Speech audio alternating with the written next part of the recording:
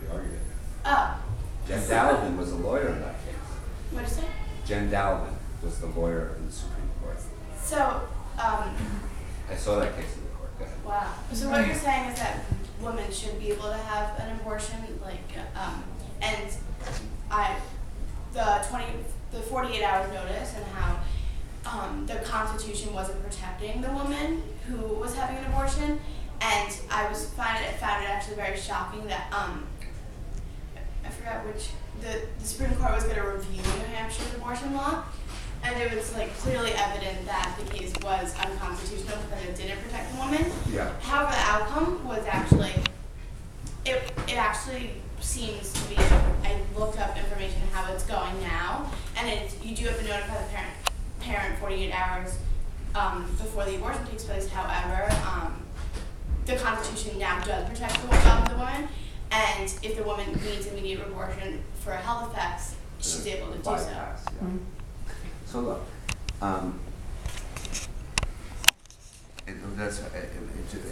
just like I was saying with affirmative action or abortion, and it will be true in gay marriage when we win gay marriage. Our opponents will try to find a way to chip away at a right that you establish. Right? So affirmative action was established, and over time they've chipped away. Now Fisher could possibly knock the whole thing out. You know, after Roe versus Wade, 1973, there's been an effort to limit the right of women to decide when and if to have a child. And what we believe is that that's a decision best left to a woman, with a woman herself, with her family, with her doctor, with her loved ones, with her own conscience. And there are women in my family who haven't had abortions even when they've had an unintended pregnancy, and I totally respect them for carrying the child to term. And I also respect women who've terminated pregnancy, because that's you can't make the decision up for anyone else. You should just make it for yourself. And that's ultimately where I come down.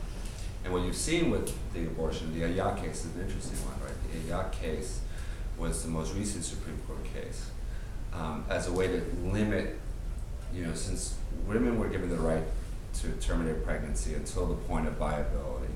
Viability is determined by the woman's doctor, right? So it's not determined by some legislator or some court.